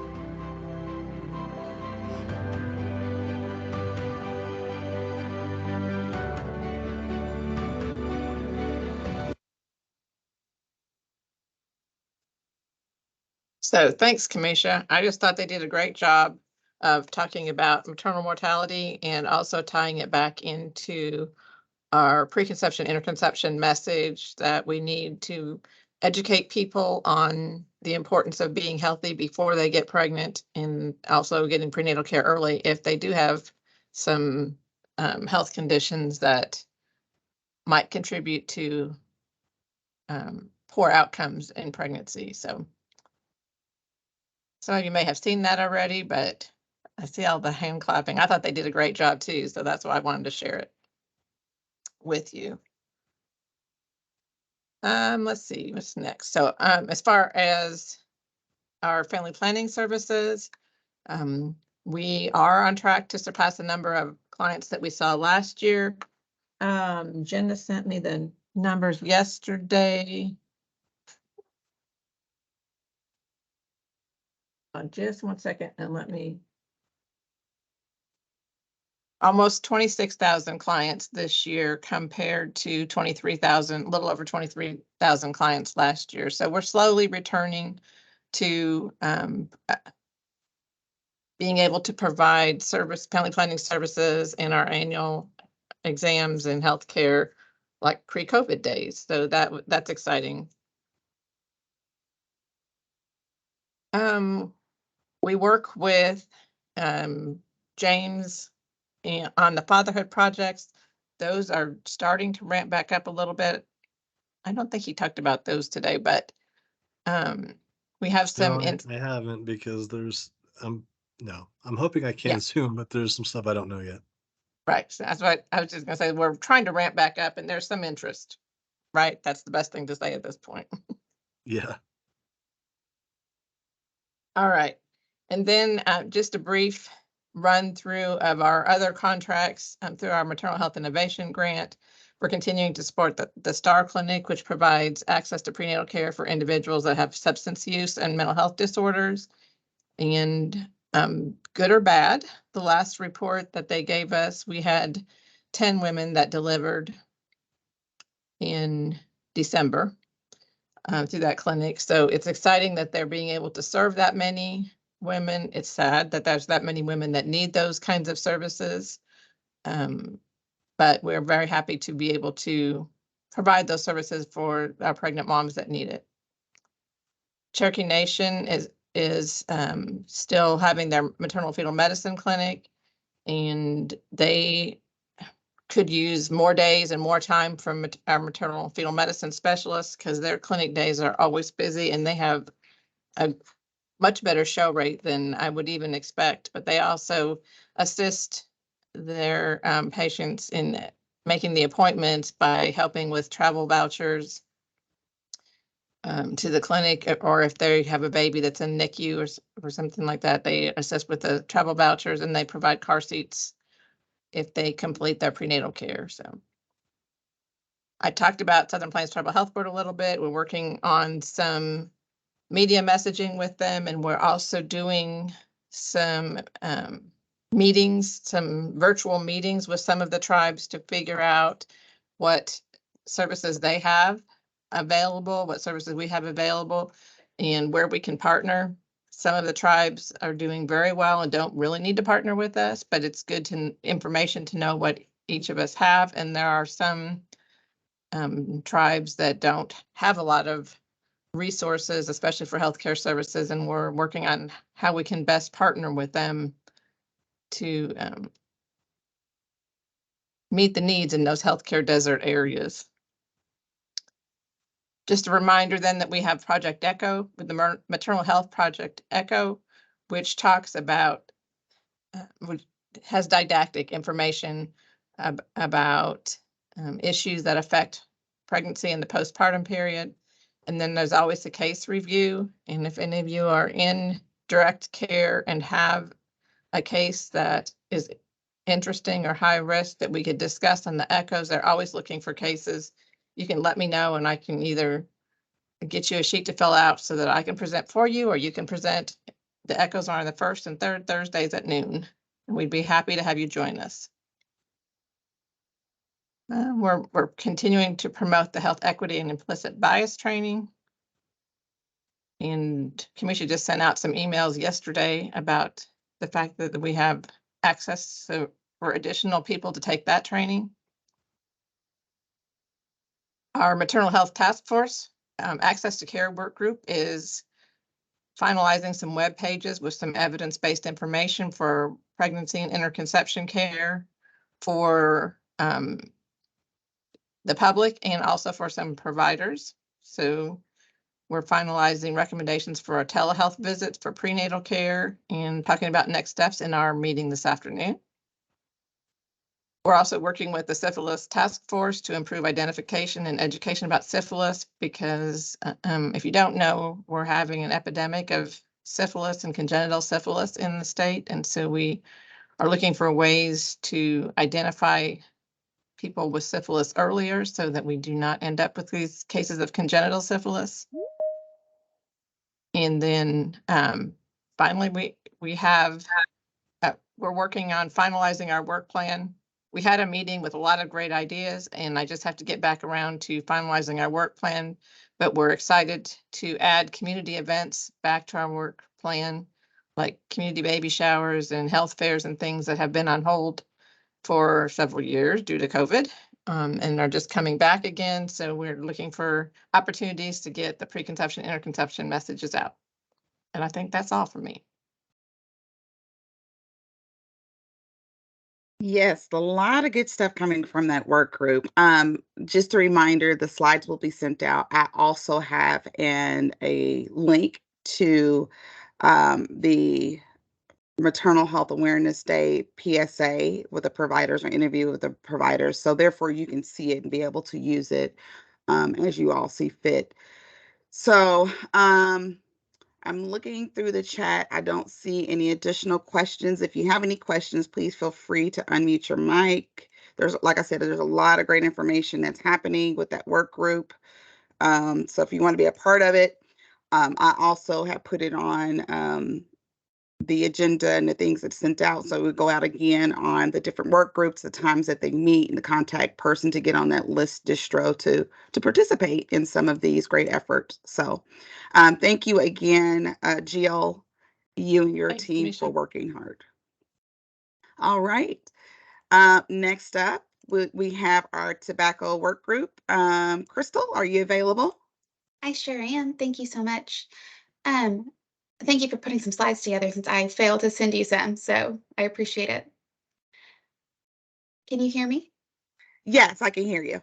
Beautiful. So still trying to get the tobacco work group up and running, kind of getting its feet back underneath it a little bit, but I do have a few quick updates.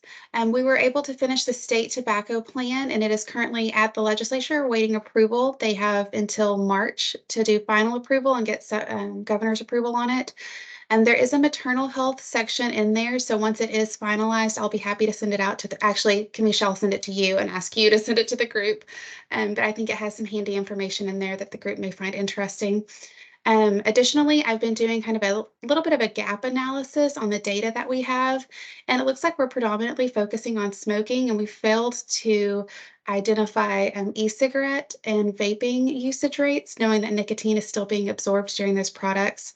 So that's an upcoming goal of mine, is to work on kind of obtaining more specific data, and because I'm afraid some users may be slipping through the cracks if we're focusing solely on combustible cigarettes. Again, the data continues to show that approximately 13% of pregnant people are using combustible cigarettes during those last 3 months of pregnancy. Other than that, like I mentioned, the tobacco work group is trying to get its feet back underneath it. Our next work group meeting is April 6th from 10 to 11. If you're interested in participating, I would love to have you. You're welcome to email Kamisha and she can connect you with me, or you can email me directly. It's just kgeorge@osch.gov. So Kamisha, that's it. Short and sweet. All right. Thank you so much, Crystal. Yeah, you're Again, very welcome.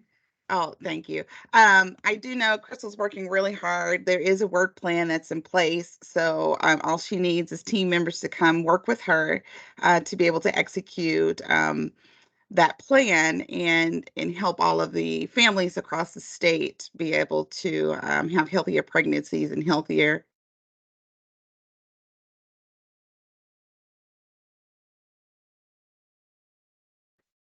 Oh, I did all that talking and I was on mute.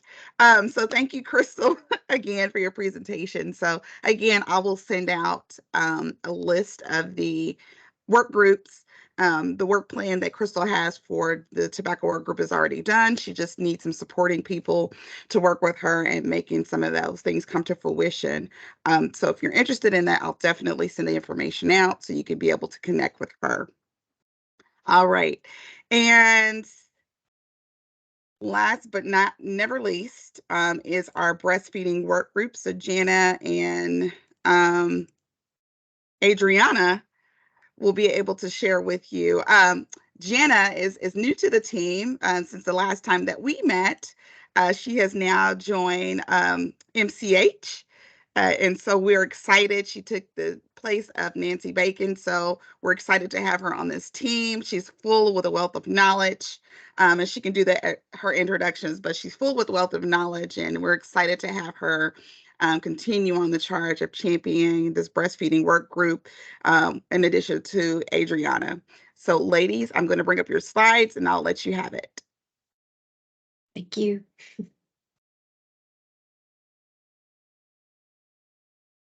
Thank you, Kamisha. I was actually going to introduce Jana, but you did a phenomenal job doing that. So I'm so excited to have Jana on board. You know, Jana and I worked together previously, well, on the breastfeeding work group for the Preparing for a Lifetime. And then in the past, I believe we were on several other committees as well and have crossed paths. So it's great to have a familiar face to co-lead the breastfeeding work group in Nancy's place. And just, you know, Nancy is still helping and coaching and has been really pivotal, just keeping things going, and getting Jana up to speed. So Jana, did you want to say a few words in your introduction? Yes, well, I am Jana Gober, and I am, my new position title is Nutrition and Lactation Coordinator. And I'm excited to be here, excited to participate, just sharing the information that we have to educate everybody about all the things that are going on with breastfeeding. And love the presentation at the beginning, but we will get moving because we know we have an agenda to keep. But thank you all for all your support, and excited to be here. Great. Jamie and I are going to kind of tag team this, but I wanted to just give an update, a special event that was going on this morning. I believe it's probably concluded by now, but you'll see that flyer there. The Coalition of Breastfeeding Advocates has hosted a Bagels for Breastfeeding event this morning at the Capitol. And that is a gathering for COBA to have FaceTime with the Oklahoma legislative delegation before sessions get into high gear. And we've sent personal invitations for them to stop by for coffee and to learn more about the critical public health issue of breastfeeding and COBA's policy priorities, such as the workplace support, the Medicaid funding for breast pumps, maternity care support, and the baby-friendly hospital initiative incentive. So just a few things there being discussed. And our Senator Hicks, you'll see her in that lower left corner photo on that flyer. She's one of our really great breastfeeding champions. This morning, she was going to say a few words about the importance of breastfeeding in her personal testimony of breastfeeding 3 children as a full-time public school teacher. And the photo there on the right is a beautiful lapel pin. These liquid gold, as we know, breast milk and colostrum, otherwise being known as liquid gold, as it's so valuable and full of nutrients for our most critical babies. These lapel pins will be presented to some of the legislator champions as a thank you for promoting, protecting, and supporting breastfeeding in Oklahoma. Next slide. And I wanted to also just give a little update on some breastfeeding legislation that's going on that we've been keeping an eye on, and some federal legislation that's pretty exciting. That first one listed the Pump for Nursing Mothers Act. That was passed by the Senate and included in the omnibus spending package that President Biden had signed on December 29th. That Pump Act addresses the gaps in the previous 2010 nursing breaks law by providing the right to break time and space to pump breast milk at work to millions more workers, including teachers and nurses, as nearly 25%, about 1 in 4 women of childbearing age, were excluded from the previous law. And it also clarifies employers' obligations on what they're to do to comply with the law if they have breastfeeding employees, and ensures breastfeeding individuals whose rights have been violated have access to appropriate remedies that are available for other violations under the Fair Labor Standards Act. So it's filling in a lot of gaps there. The effective date for this provision will be April 28th, 2023, as there's a 120-day delay and a little other delay in implementation of protections for railway workers. And unfortunately, even with this law, there is still, due to significant industry opposition, the law does not apply to flight attendants and pilots. I believe it has something to do with the FAA regulations and safety of that. But the Pump Act is the first standalone breastfeeding bill to receive a recorded vote on the House and Senate floors. And the bill also received incredible support from policymakers on both sides of the aisle, demonstrating that breastfeeding is truly a bipartisan issue. The next act we're just going to give a little briefing about is the Pregnant Women in Custody Act, which passed the House of Representatives. That provides a national standard of care to address pregnancy-related needs of incarcerated women during pregnancy, labor, delivery, and postpartum periods, which includes education and support on breastfeeding, lactation, and breast health. So that's pretty interesting. There's been a lot more movement with trying to get, women who are incarcerated, especially if they're able to provide milk to their infant, to have that ability. So that's a little bit that we've been following as well. The Access to Donor Milk Act, the Milk Bank had spoke earlier. This really is kind of bringing it more into just real life scenario and how in our state we're implementing this bill. But originally it was set up to increase federal support for nonprofit milk banks and access to donor milk for the medically vulnerable infants, and allow state agencies to use Medicaid funding to promote the needs for and benefits of donor milk. It's also going to pave the way for providing emergency funding for milk banks in the event that there's a rapid increase in demand for donor milks, as what was seen in the 2022 formula shortage. And then some Oklahoma legislative filed bills here.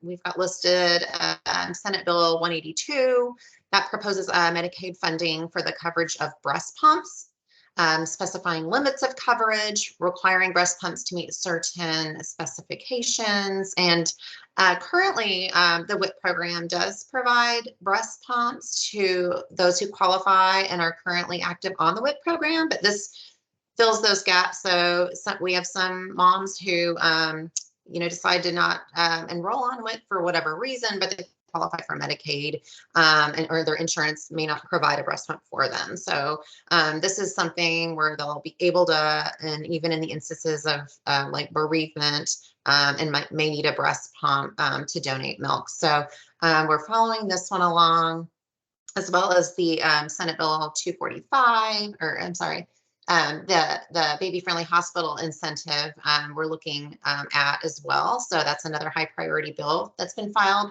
proposing monetary incentives to help to increase the number of baby friendly hospitals in Oklahoma. So we will keep you posted as we hear more on these bills. And I'm going to turn Jana over to share with the next slide.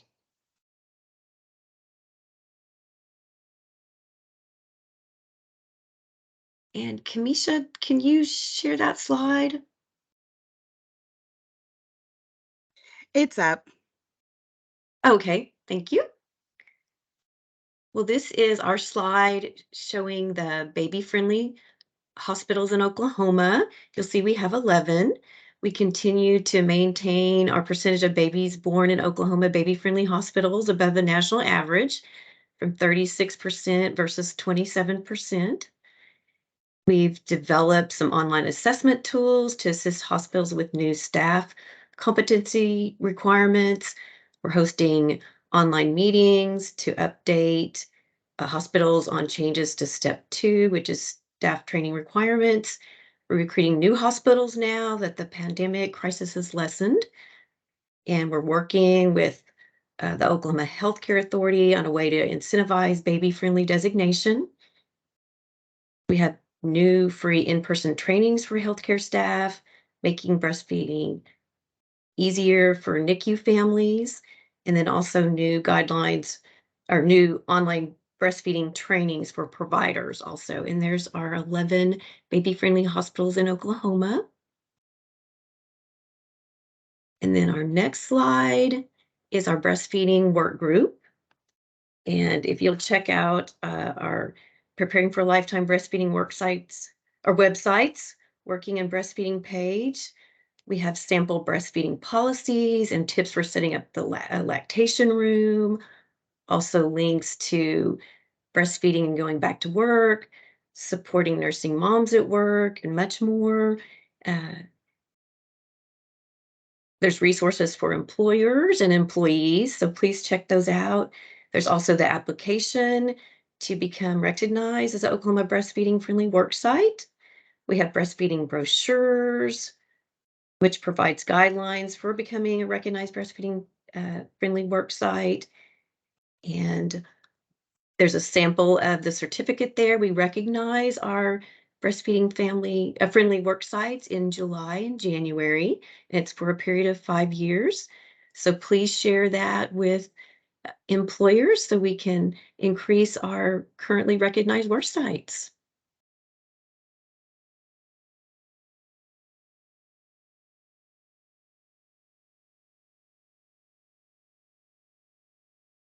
All right, thank you, Jana. I want to also mention an upcoming free training opportunity that WIC is hosting, and it is our WIC Breastfeeding Symposium. This will take place Wednesday, March 29th at the Embassy Suites Hotel in Norman. The training will be geared towards not only WIC nutritionists, nurses, peer counselors, but other lactation professionals and healthcare providers outside our OSDH organization. So hospital, LCs and nurses, dietitians, anyone that supports, breastfeeding and maternity care, they're all welcome to attend. We'll get that day started off at 7:30 with registration. Sessions will begin at 8:30 and will conclude around 4:30.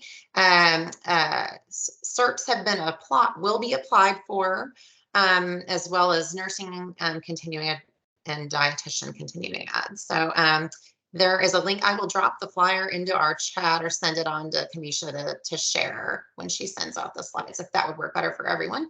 And the deadline for the conference registration is March 6th for the Breastfeeding Symposium. And our next breastfeeding work group meeting will be next week on the 16th from 10 to 11:30. So feel free to join in if you'd like. Thank you. Thank All you right, very thank you, much. ladies. Let me see if we have anything in the chat. So everyone is welcoming you, Jana. So we're glad to have you work with this project. So as you can see, our work groups are doing some great things. Again, I'm going to keep plugging it for them. I will send out a list of the different work groups, the times that they're meet. So their schedule for the 2023 schedule is already set. So if you're interested in being part of the conversation, a part of the great work that they're doing, to be able to represent your organization or be able to add your personal input, please, please, please, please feel free to either reach out to myself or any of those contacts. So when I send out the information, you'll have that in hand. All right. So as we get ready to conclude, we won't meet again for our second quarterly meeting until May. And at that time, I'm working on a presenter. Hopefully, we'll get some tribal health information and do some presentations around tribal health services and specific services to our prenatal families and our youth and children families. So therefore, you all have that information. But until then, so between that time, between now and then, our health awarenesses that we do have is March. That's related to preparing for a lifetime is our National Endometriosis Awareness Month. We have National Nutrition Month, so there will be a lot of information that's shared on this that we'll be able to send out to you all to share on your social media platforms or within your agencies and partners. We also have World Doula Week coming up. There will be a social media campaign and some other items that is developed based off of that. So stay tuned. And then we have April, our Child Abuse Prevention Month, National Minority Health Month. And then we also have Black Maternal Health Week and National Infertility Awareness Week. So as all of these things come up, we will develop some materials. Our work group will develop some materials. The Department of Health will develop some materials that we'll definitely share with the body so you all can use those as well. Do we have any other announcements at this time?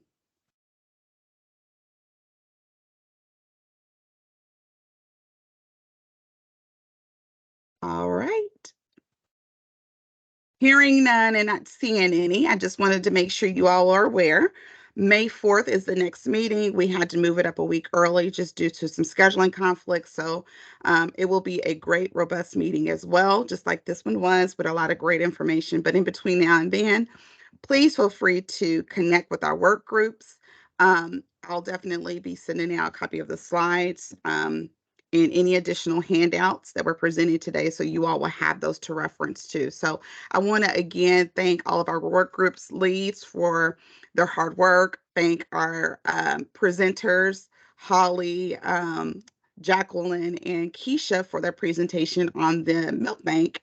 And thank you all for your participation and willingness to work on this great work with the Preparing for a Lifetime work group.